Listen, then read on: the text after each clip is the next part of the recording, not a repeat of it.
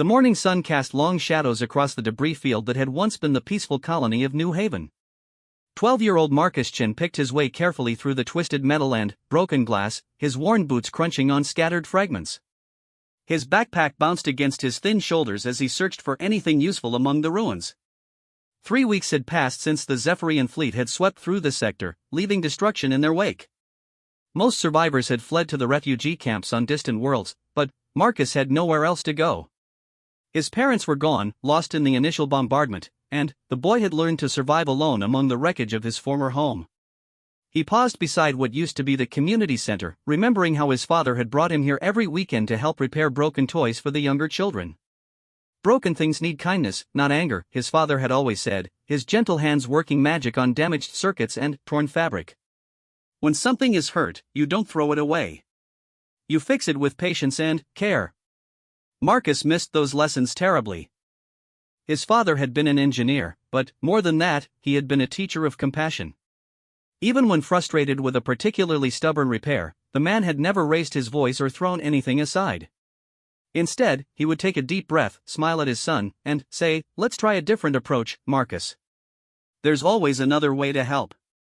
A sound caught his attention, a soft whimpering that didn't belong to the wind whistling through broken structures. Marcus followed the noise, stepping carefully over a collapsed wall. Behind a pile of rubble, he discovered something that made him freeze in surprise. A small creature sat hunched over what appeared to be a broken toy. The being was clearly not human, its skin had a subtle scale pattern that shifted between deep blue and silver, and small horns protruded from its forehead. Most striking were its eyes, large and golden, now filled with tears that sparkled like liquid crystal as they rolled down its cheeks. The creature looked up at Marcus with fear and hope warring in its expression. It couldn't have been more than 8 or 9 years old by human standards, though Marcus wasn't sure how to judge the age of an alien child. Its clothes were torn and dirty, clearly too big for its small frame. In its hands, the child clutched the remains of what had once been a beautiful mechanical bird. The toy's delicate wings were bent and broken, its colorful feathers scattered around them like fallen leaves. The head hung at an odd angle, and the gentle humming sound it once made had been silenced. Marcus approached slowly, remembering how his father had taught him to move carefully around frightened animals. "Hey there," he said softly, crouching down to the child's level. "Are you hurt?" The alien child flinched but didn't run away. It said something in a musical language Marcus didn't understand, but the tone was unmistakably sad. The child held up the broken toy, fresh tears streaming down its face. "Your bird is broken," Marcus observed gently. He reached out slowly, telegraphing his movements. "May I look at it?" The child hesitated, then carefully placed the damaged toy in Marcus's outstretched hands. As Marcus examined the delicate mechanism, he could see it had been crafted with incredible skill. The workmanship was far beyond anything he'd seen before, with tiny gears and crystalline components that seemed to pulse with faint inner light even in their damaged state. "This is beautiful work," Marcus murmured, more to himself than to the child. He looked up to see the alien watching him intently. "Someone who loved you very much made this, didn't they?" Though the child couldn't understand his words, something in Marcus's tone seemed to comfort it. The little alien nodded and pointed to itself, then gestured toward the sky with a heartbroken expression. Marcus felt his chest tighten with familiar grief. This child was alone too, separated from family by the war that had torn through their sector. He thought of his father's words about broken things needing kindness, and made a decision that would change both their lives. "My name is Marcus," he said, pointing to himself. Then, he pointed to the child and raised his eyebrows in question. The alien child seemed to understand. It touched its own chest and made a sound like wind chimes in a gentle breeze. Marcus tried to repeat it but only managed a rough approximation. The child giggled despite its tears, and the sound was like music. "I'll call you Chime," Marcus decided. "Is that okay?" Chime nodded eagerly, seeming pleased with the name. Then, the child looked hopefully at the broken toy in Marcus's hands. Marcus studied the mechanical bird more carefully. Many of the tiny components were damaged beyond his ability to repair, but the core mechanism seemed intact. He thought of all the hours he'd spent watching his father work, absorbing lessons about patience and persistence. "I might be able to fix some of this," he said carefully. "But I'll need tools and parts. Are you willing to help me look for them?" Chime nodded enthusiastically, wiping away the last of the tears with the back of a scaled hand. Over the next several hours, the unlikely pair worked together to scavenge through the ruins. Marcus was surprised by how quickly they developed a system of communication despite the language barrier. Chime had an intuitive understanding of what Marcus was looking for and proved remarkably good at finding small components in hard-to-reach places. They discovered an abandoned repair shop that had somehow survived the bombardment with most of its contents intact. Marcus's heart raced as he saw workbenches, toolkits, and boxes of spare parts that his father would have treasured. It felt like finding buried treasure. Chime watched with fascination as Marcus laid out tools and began the delicate process of examining the toy bird's internal mechanisms. The boy worked slowly and carefully, just as his father had taught him. When frustration threatened to overwhelm him, he remembered his father's gentle voice, "Patience, son. Anger never fixed anything, but kindness can work miracles." As the day wore on, Marcus managed to straighten several of the bent components and replace a few of the most damaged pieces with similar parts from other devices. The work was painstaking, requiring steady hands and careful attention to detail. Chime sat beside him, occasionally handing him tools or holding delicate pieces steady. When evening approached, Marcus had made significant progress. The bird's head was properly aligned again, and most of the major structural damage had been repaired. However, the power source remained a mystery. The crystalline component at the toy's heart was unlike anything in human technology. "I think that's all I can do tonight," Marcus admitted, setting down his tools. "But we made good progress." Chime looked disappointed but not defeated. The child had watched every movement Marcus made with intense concentration, as if memorizing each technique and approach. As darkness fell, they found a relatively secure corner of the repair shop to spend the night.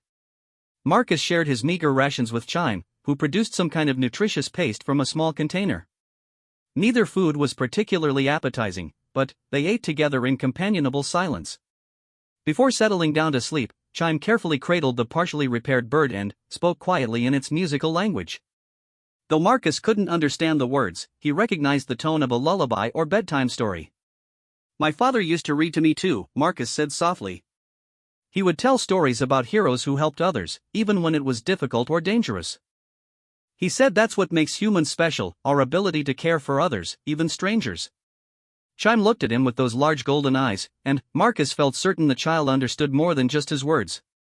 In the gentle acceptance of this alien child, Marcus glimpsed something his father would have recognized immediately, the universal language of compassion that transcended species and culture.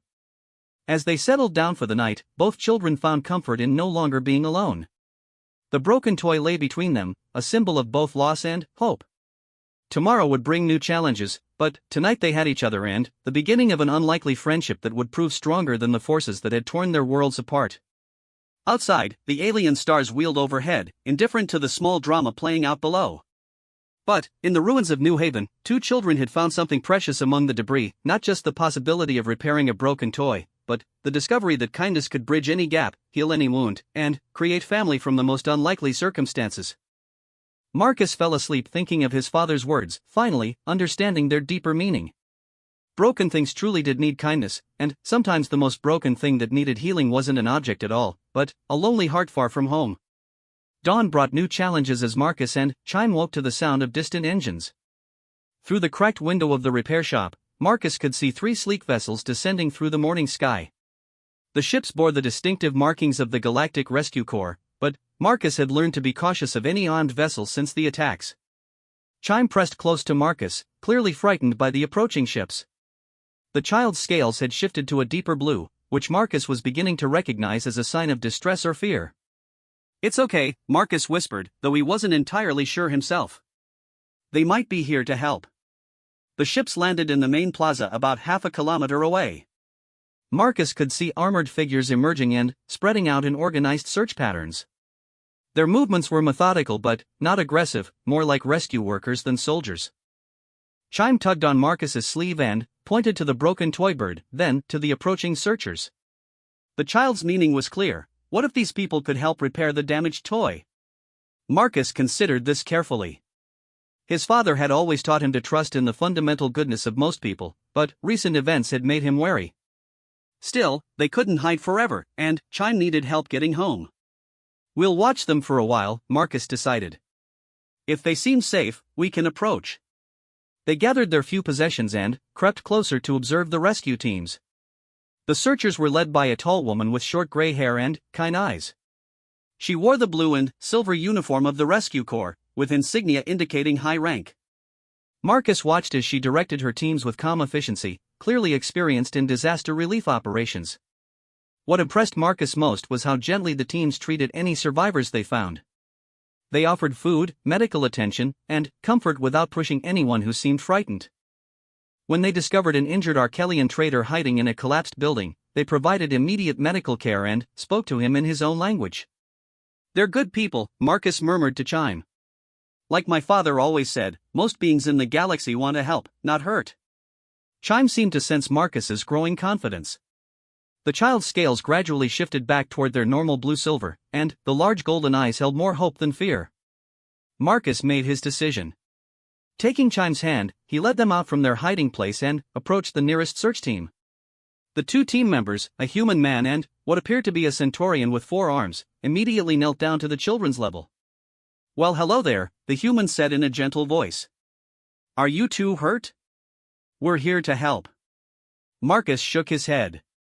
"We're okay, sir. But, my friend here." He gestured to Chime. "I think they're lost. We don't speak the same language, but they seem to be from somewhere far away." The Centaurian team member's 4 eyes widened with recognition as he looked at Chime. He spoke quickly into his communicator in several different languages before switching back to Standard Galactic. "This child is Drillian," he explained excitedly. "We've been searching for survivors from the Drillian diplomatic vessel that was attacked 3 weeks ago. Everyone assumed there were no survivors." Chime's eyes went wide at hearing the familiar sounds of their own language. The child responded rapidly, gesturing and speaking in the musical tongue Marcus had grown fond of. The Centaurian listened carefully, occasionally asking questions. "What are they saying?" Marcus asked. "The child's name translates roughly to Song of the Wind. Chime is actually quite close," the Centaurian explained. "They're asking about their family, particularly their parent who was the ship's chief engineer. And they're asking about you, Marcus. They want to know if you're coming with them." Marcus felt a pang of loss. He'd grown attached to Chime in their short time together, but the child needed to be reunited with their own kind. "Tell them I'm happy they found their people," he said quietly. Before the Centaurian could translate, the team leader approached. Commander Sarah Chen had been alerted to the discovery of the missing Drillian child and wanted to assess the situation personally. "You're the human boy who's been caring for the Drillian child?" she asked Marcus kindly. "I just found them yesterday," Marcus replied. "They were scared and alone. Their toy was broken, so I've been trying to fix it." Commander Chen's expression softened even further. She knelt beside Marcus and looked at the partially repaired mechanical bird. "This is beautiful craftsmanship. And you've done excellent work on the repairs. Where did you learn such skills?" "My father taught me," Marcus said simply. "He always said broken things need kindness, not anger." "Your father sounds like a wise man. Is he here with you?"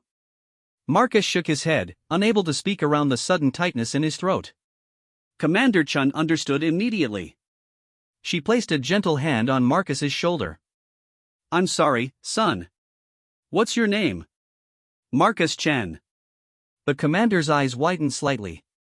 "Chen? Are you related to Engineer David Chen, who worked on the colony's infrastructure systems?" Marcus nodded, surprised. "That was my father." "Did you know him?" "By reputation," Commander Chen said warmly. "Your father was famous throughout the rescue corps for his innovative repair techniques. He saved hundreds of lives by developing new ways to fix critical systems under emergency conditions. We all learned from his methods." Pride swelled in Marcus's chest. He'd known his father was special, but hearing it confirmed by a stranger made the loss both more painful and more meaningful. Chime tugged on Marcus's sleeve, speaking urgently to the Centaurian translator. After a brief exchange, the alien looked surprised. "The child says their parents spoke often of a human engineer named David Chen," the translator reported. "Apparently, your father's repair techniques were studied throughout the Drillian engineering corps." Chime's parent considered him a great teacher, even though they never met. Marcus stared at Chime in amazement. His father's influence had reached across species and cultures, touching lives he'd never even known about. It was exactly the kind of thing his father would have been proud of, not the recognition, but the knowledge that his work had helped others. Commander Chen made a decision. Marcus, we're planning to return the Drillian child to their people, but that's going to take some time. The Drillian fleet is currently 3 sectors away, helping with their own relief efforts. In the meantime, would you like to stay with our team? We could use someone with your repair skills, and I think Chime would be more comfortable with a familiar friend nearby. Marcus looked at Chime, who was watching him with hopeful golden eyes. The child clearly wanted him to stay, at least for a while. What would I do? Marcus asked. Help with repairs and maintenance, the commander explained. We have dozens of damaged devices that need fixing: communicators, medical equipment, navigation systems. Your father's techniques could be invaluable, and you'd be carrying on his work in the best possible way. The idea appealed to Marcus enormously. Working alongside the rescue corps would let him help other survivors while staying close to Chime. More importantly, it would allow him to honor his father's memory by using the skills he'd been taught.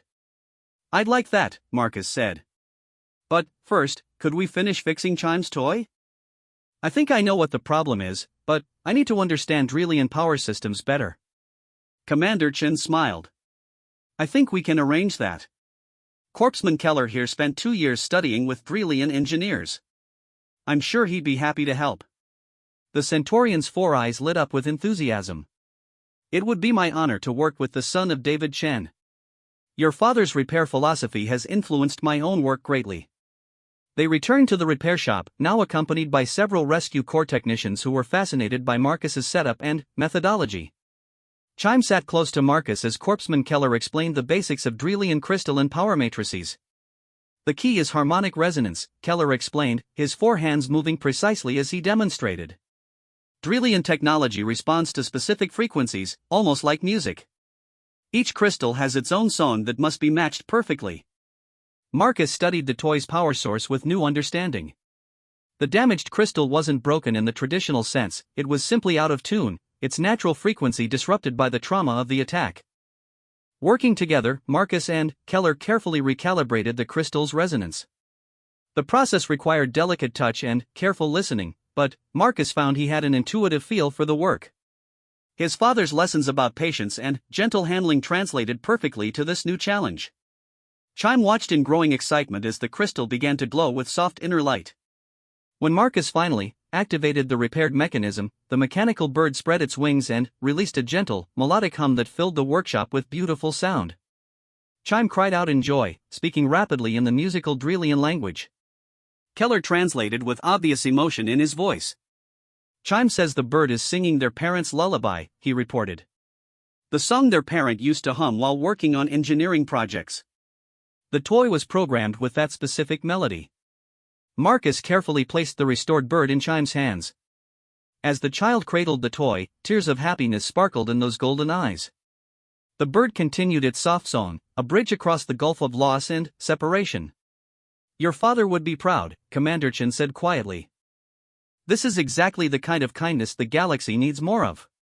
As they prepared to leave the ruined colony behind, Marcus reflected on the strange turns his life had taken. 3 days ago, he'd been alone and lost in the ruins of his former home. Now he was part of a rescue team, with new friends and a purpose that honored his father's memory. Chime walked beside him, the restored toy bird perched on the child's shoulder, singing its gentle lullaby. The sound reminded Marcus of his father's voice, patient and kind, teaching him that broken things could always be mended with enough care and understanding. The rescue corps ship lifted off from New Haven, carrying them toward new adventures and challenges. In the hold, Marcus set up a small workshop where he could continue his father's work of fixing broken things with kindness. Beside him, Chime helped sort tools and components, the 2 children finding family in the most unlikely circumstances. As the ship jumped to hyperspace, the mechanical bird sang its ancient lullaby, a song of home and hope that transcended the boundaries between species and worlds. 3 months aboard the rescue corps vessel Sanctuary had transformed both Marcus and Chime in ways neither could have imagined. The ship had become a floating workshop where broken dreams and shattered lives were mended alongside damaged equipment. Marcus had discovered that his father's teachings about fixing things with kindness applied to far more than just mechanical devices. The journey to reach the Drillian fleet had been delayed repeatedly as the Sanctuary responded to emergency calls across the sector. Each stop brought new challenges and opportunities for Marcus to apply his growing skills. Under the guidance of specialists from a dozen different species, he'd learned to repair everything from Alterian biocomputers to crystalline navigation matrices. Chime had proven equally adaptable, displaying a remarkable talent for understanding different technologies despite their young age. The child's natural empathy and patience made them invaluable when working with traumatized survivors who needed their damaged possessions restored. Every device tells a story, Marcus had learned to explain to new team members. We're not just fixing circuits and components. We're helping preserve memories and connections that matter to people.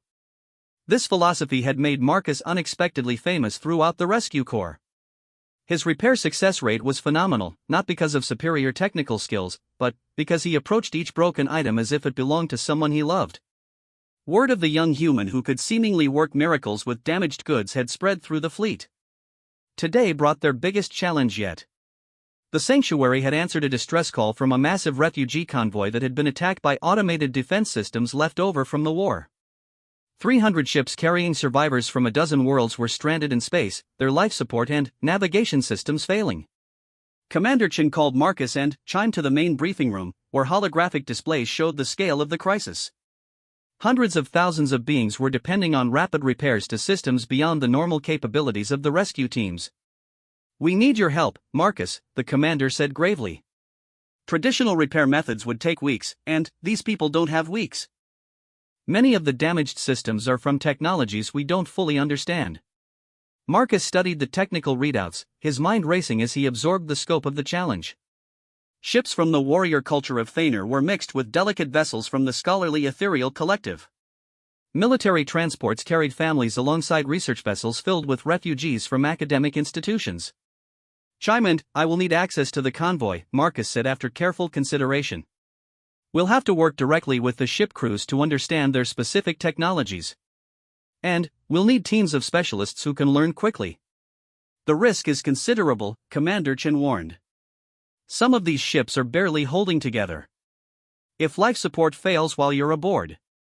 My father always said that helping others was worth taking risks, Marcus replied quietly. Besides, Chime and I work well together. We can cover more ground as a team. Chime spoke up in their musical language, which Marcus had been learning during their time together. The child's words were translated by Corpsman Keller, who had become their regular interpreter. Chime says their parent used to work with refugee fleets, Keller reported. They remember techniques for rapid system integration that might help coordinate repairs across different technologies. Within hours, Marcus and Chime were aboard a small shuttle approaching the convoy. The sight took Marcus's breath away. Hundreds of vessels of every conceivable design floated in space, their running lights dim as power conservation protocols struggled to maintain life support. Their first stop was the convoy flagship, a massive Thanaran battlecruiser that had been converted to carry civilian refugees. The ship's captain, a scarred warrior named General Korvax, greeted them with obvious skepticism. You're just children, Korvax rumbled, his voice like grinding stone. How can younglings repair what my engineers cannot? Marcus had faced this reaction before. Instead of arguing, he asked to see their most challenging repair problem. Korvax led them to the ship's primary computer core, where a cascade failure had corrupted most of the navigation and communication systems. Our people are warriors, not technicians, Korvax admitted grudgingly. We know how to fight and how to survive, but these complex systems are beyond our training. Marcus examined the damaged core carefully, running his hands over the twisted components while Chime observed from a different angle. The child's scales had shifted to a thoughtful green color that Marcus had learned to associate with deep concentration.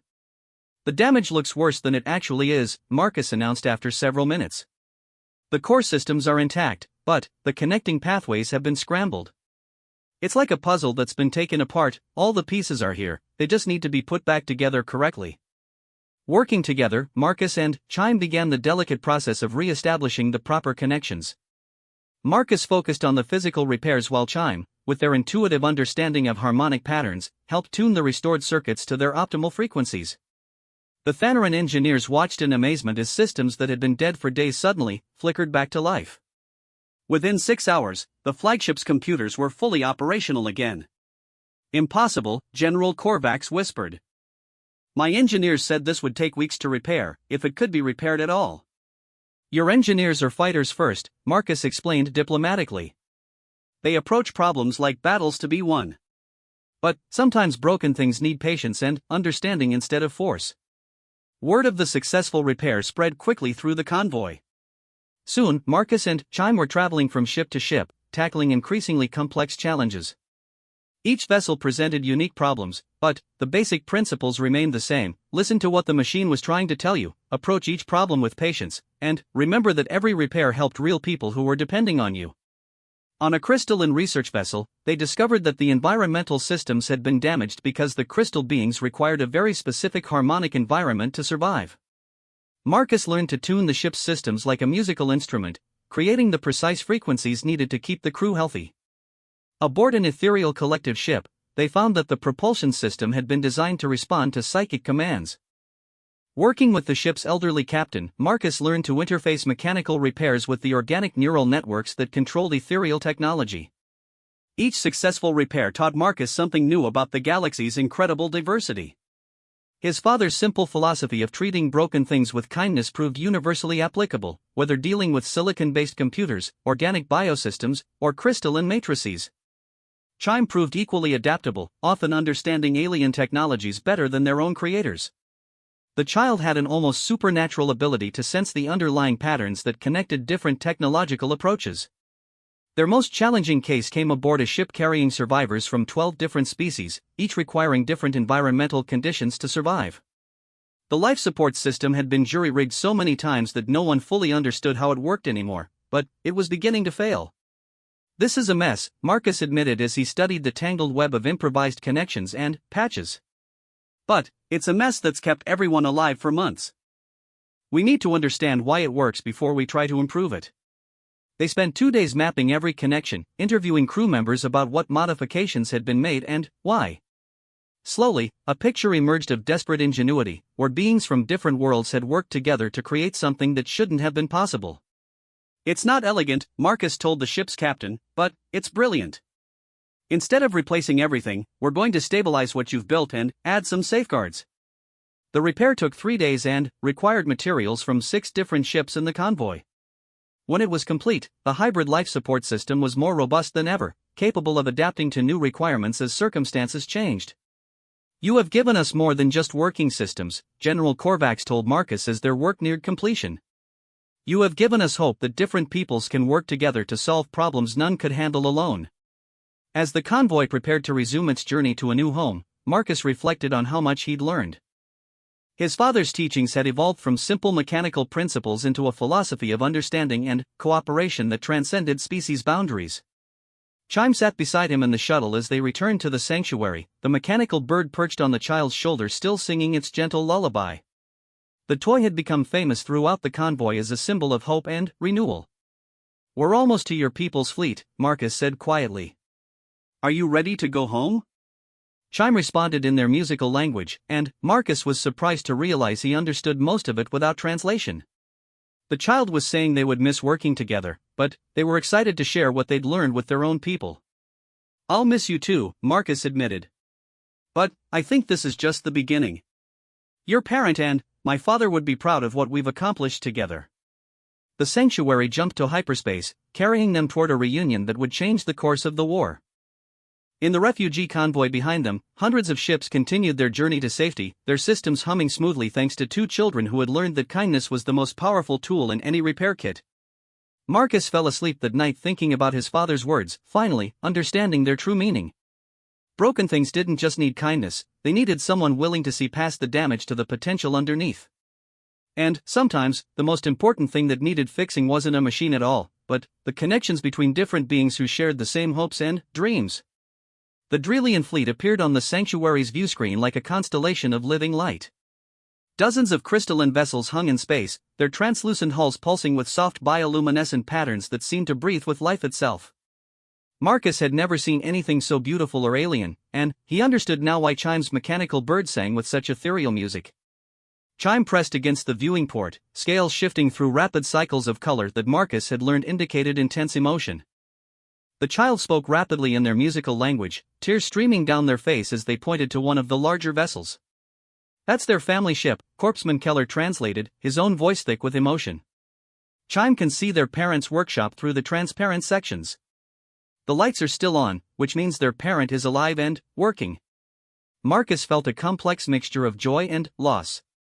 He was thrilled that Chime would be reunited with their family, but the approaching farewell felt like losing a brother.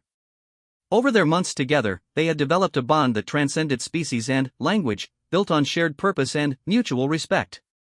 Commander Chin joined them at the viewing port, her expression thoughtful as she watched the Drillian ships. "I've received word from Fleet Admiral Saren," she announced. "The Drillians have been following reports of your repair work throughout the sector, Marcus. They want to meet the human child who learned their engineering philosophy without formal training." As the sanctuary approached the flagship, Marcus could see that even the Drillian vessels showed signs of war damage. Scorch marks marred some of the crystalline hulls, and several ships displayed the telltale signs of hasty field repairs. The beautiful fleet had clearly been through its own trials. The docking process was unlike anything Marcus had experienced. Instead of hard mechanical connections, the Drillian ship extended flowing tendrils of living crystal that gently embraced the sanctuary. The connection felt organic, as if the two ships were greeting each other like old friends. Chime could barely contain their excitement as they prepared to disembark. The child had carefully packed the restored mechanical bird and insisted on carrying the small toolkit Marcus had assembled for them during their travels. "Remember what I taught you about the harmonic frequencies," Marcus said, checking Chime's equipment one final time. "And don't forget that patience always works better than force." Chime responded in fluent Standard Galactic, words they had been practicing for weeks. "I will remember everything, Marcus. My father taught me that broken things need kindness, and you showed me what that really means." The airlock opened to reveal a reception committee of Drillian adults, their scales shimmering with patterns of welcome and celebration. At the center stood a tall figure whose resemblance to Chime was unmistakable, despite the obvious maturity. The adult Drillian's eyes held the same golden warmth as Chime's, but with depths that spoke of wisdom and loss. Chime ran forward with a cry of pure joy, launching themselves into the adult's arms. The reunion was wordless, communicated through touch and the shifting colors of their scales. Marcus watched from a respectful distance, remembering his own father's embrace and understanding the precious nature of what he was witnessing. After several minutes, the adult Drillian approached Marcus with steps that seemed to flow rather than walk. When they spoke, their voice carried the same musical quality as Chime's, but with harmonics that suggested years of experience. "I am Engineer Prime Zephyr of the Crystal Song," they said in accented but clear Standard Galactic. "I am parent to the child you call Chime, and I owe you a debt that can never be repaid." Marcus felt suddenly shy under the intense gratitude in those golden eyes. "I didn't do anything special," he said quietly. "Chime was already brave and smart. I just helped fix their toy." Zephyr's scales shifted to patterns that Corpsman Keller later told Marcus indicated profound respect and amazement. "You did far more than repair a simple toy, young Marcus Chen. My child has told me of your months together, of the lessons you shared and the work you accomplished.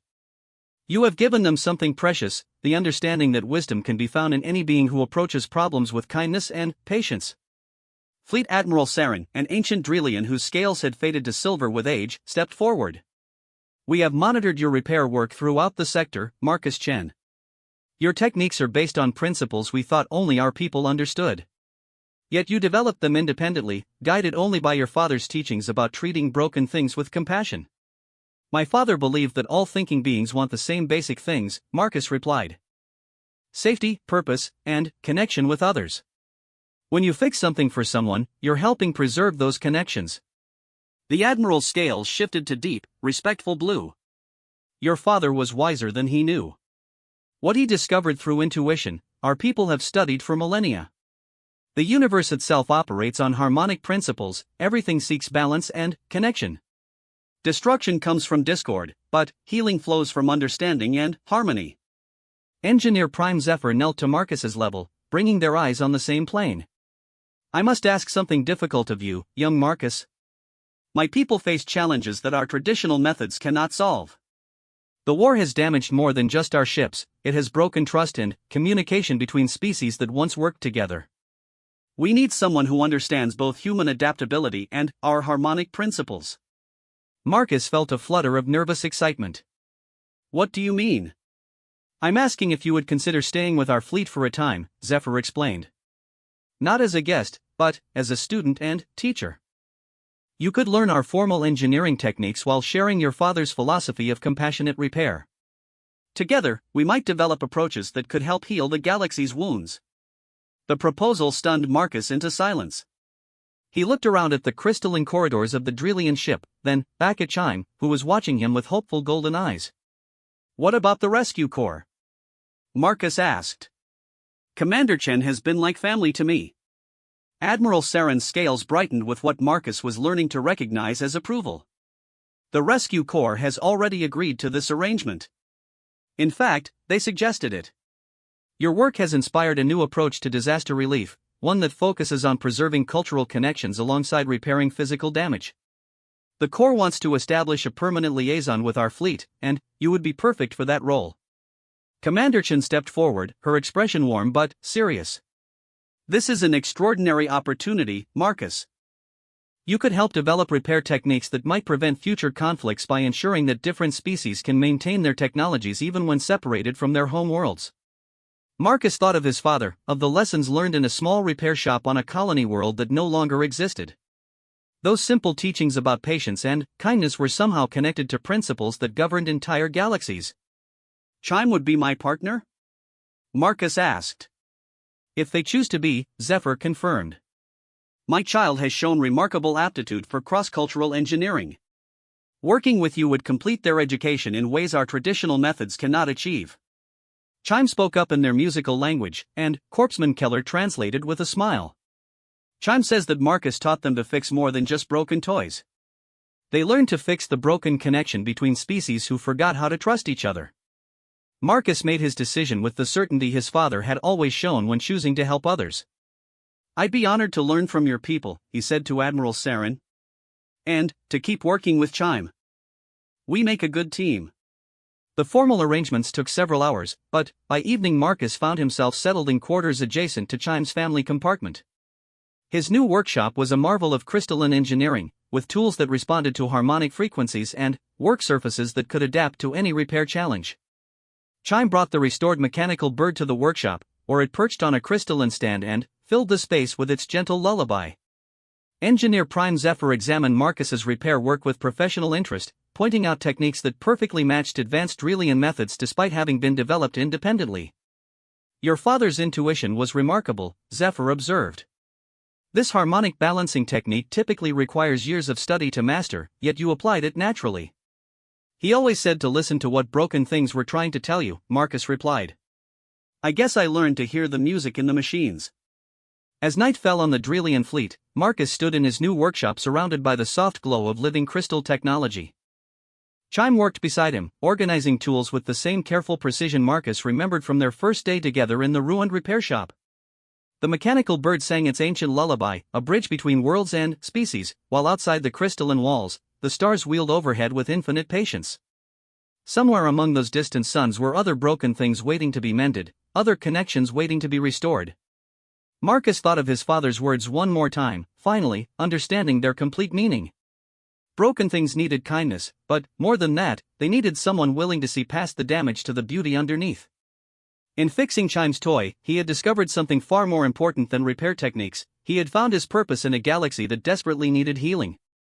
The war that had torn his world apart was ending, not through conquest but through understanding. Species that had been enemies were learning to work together, guided by principles as simple and profound as a father's advice to his son: treat broken things with kindness, and amazing things become possible. As Marcus and Chime settled into their new life together, the mechanical bird's lullaby carried across the fleet, a song of hope that promised better days ahead for all the galaxy's children, regardless of the world they called home.